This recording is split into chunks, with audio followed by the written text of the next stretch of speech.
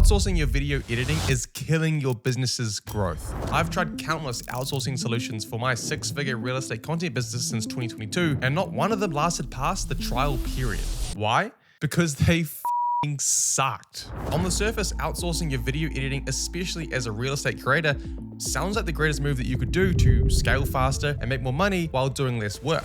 But the reality is, it is the complete opposite. So in this video, I'm going to explain the 3 biggest negative impacts outsourcing your video editing will have on your business. I'm then going to share my alternative solution that has actually allowed me to stop editing, plus the exact roadmap that you can use to do the same. So let's kick it off with the 3 biggest negative impacts outsourcing your video editing has on your business, starting with number 1, loss of control. The moment you send your footage away to an editor overseas is pretty much the moment that you lose any and all control of the final product. Now, you may think that you can give feedback and ask for specific styles and color grades, but the reality is, even when they say they understand your requests, their intrinsic skill sets these editors have are just not actually good enough to mold to your vision. So what happens is they go away with your footage and requests. They'll come back to you 1 to 2 days later with something that just isn't what you asked for. So you send over some feedback notes, they spend another day doing the revision work, only to hand it back to you in still an unusable state to give to your client.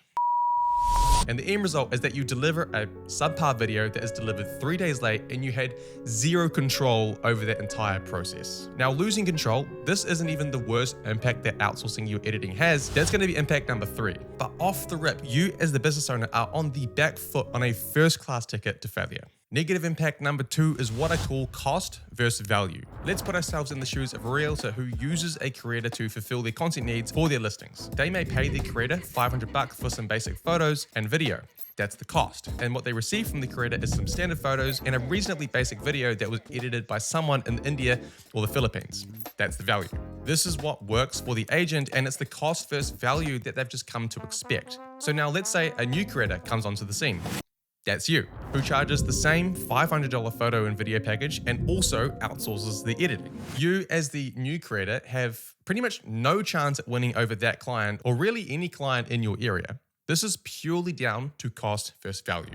The realtor is already paying a certain amount, the cost, to receive a certain level of content, the value. If you're coming onto the scene offering the exact same thing at the exact same price like everyone else in the area, to the agent, you cost the same, but they value you less because what you have to offer is exactly what they already get. So for them, it's just not worth it to go through the whole process of meeting someone new and cutting ties with someone else. So to summarize impact number 2, when you outsource your editing, your content just ends up looking like everyone else's. So why should realtors even consider moving over to you? They won't. Without value being provided that is in excess of the market standard, your only option is to compete on price. And when you have a video editor to pay for now, you can't really go that low. So you really just price yourself out of the market before you've even started. But what's worse is that this isn't even the biggest impact outsourcing will have on your video business. It's impact number 3. Negative impact number 3 is the most critical of them all and is the foundational reason that just about makes long-term success impossible. I call it skill stunting. Imagine this, you're doing $10,000 a month with your content business, but you outsource 100% of your video editing to someone that is really good and does a really great job and has been a key attribute to your business's success. What happens when the editor decides to move on? You are beyond belief. This is skill stunting at its finest. If you never take the time in the early stages of your content business to learn the mechanics and all the intricacies of your products, and you don't really know what you're doing in every single aspect of your business, you then become dependent on others to help you succeed and figure that stuff out for you. In the situation that you manage to actually outsource your video editing from day 1, you don't actually have any idea on how to edit yourself. So while it may be great in the short term just hiring that problem out, long term, the moment that editor steps away from your business is the moment your business will fall. Without knowing how to edit yourself in the early days, you lose the creative vision and ability to create your own unique selling point and differentiating factor to clients and make it impossible to hire talent because you don't even know how to edit yourself. Now, before I show you what I do to outsource my work, I do want to say that there are editors out there that are good and would be a great asset to your business. But they're not the cheap solutions that you'll be thinking about when you're wanting to outsource to places like India and the Philippines. And again, it is beside the point.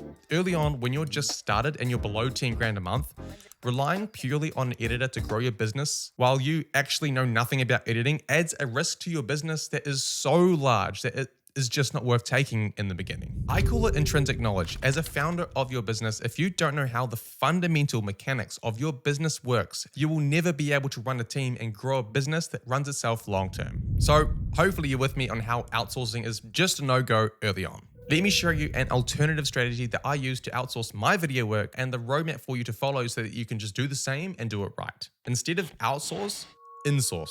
I don't even know if that's a word, but insourcing is just delegating your editing out to someone internally on your team. Someone that you can actually see face to face that isn't on the other side of the world. Taking your editing 100% in-house gives you total control of the quality, the style, and the delivery timeline. You can create specific steps and SOPs across every step of the editing process to ensure that your team is able to deliver content at a comparable level to what you can.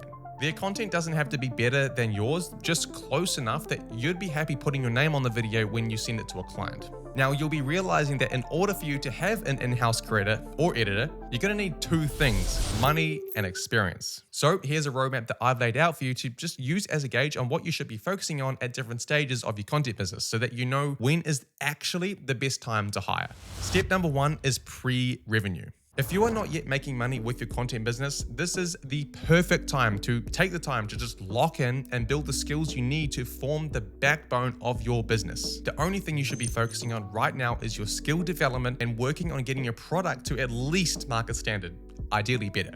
It will be tempting to cut the corner and just hire out an editor to save you a couple months of just learning another whole new skill. But I can confidently say from firsthand experience, resist the urge and learn it yourself, and your future bank account will thank you for it. Step two is anything really less than $10,000 a month. This stage in your business is all about figuring it all out. Figuring out the best sales strategy, how to make better videos, what clients actually want to see, and then compounding up some early growth and momentum. Every dollar earned is because of you and your skill set. Especially as you get closer to $10,000 a month, you'll have that temptation to hire out an editor. But trust me, it's not worth the hassle just yet. It is far easier just to get better yourself than it is kind of having half an idea of what you're doing, but now micromanaging an editor on the other side of the world who is asleep while you are awake. Just use the extra money saved to just buy better shit, get a better camera, get a lens, get the lights that you've been wanting to buy.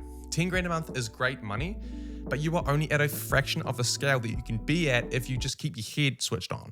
Now, step number three is when you start to see the transformation. Step number three on the roadmap to insourcing your content is between $10,000 and $15,000 a month. By crossing the $10,000 a month mark, it's clear that whatever you're doing, it's working. We want to bet that we're going to continue to grow past $20,000 a month, so we need to plan in advance. Once you're pulling consistent 10 grand a month, you want to find someone in your area that you think has the goods to join your team so that you can train them to be a carbon copy of your product. This person doesn't even need to have touched a camera before. In fact, it can sometimes work in your favor just to grab someone brand new to the space because they don't yet have stubborn styles and methods that they will just defend on their hill until they die. Take Campbell. I got him shadowing me back in 2023. He'd never touched a camera before, but I knew that he did have an interest in art and creating. 3 months later, he was working alongside me, delivering real-world projects for real-world clients. You want to be on the lookout to find your Campbell, someone that has the raw attributes of a good team player, likes being creative, knows how to work hard, is able to take feedback well, and is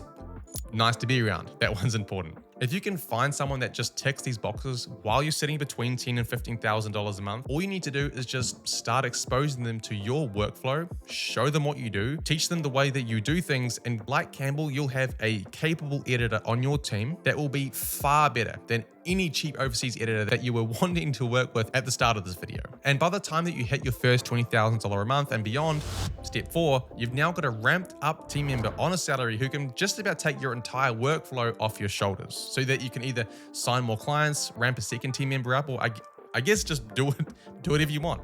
This strategy changed the game for me and my business. Yes, it was more hands-on and intensive teaching Campbell the ropes, but once he figured it out, it became easier and easier for both of us. And now looking back, I wish I did it sooner. Instead of just wasting my time and money praying and hoping that I would get a capable editor from overseas that can actually do a good job, which the chances of that are just so small. Now, if you are falling into steps 1 and 2 in this roadmap, your sole goal is to master the craft yourself. I have this editing masterclass video on my channel that takes you through how I edit my real estate videos shot by shot, so you can learn faster, make more money, and get to steps 3 and 4 quicker.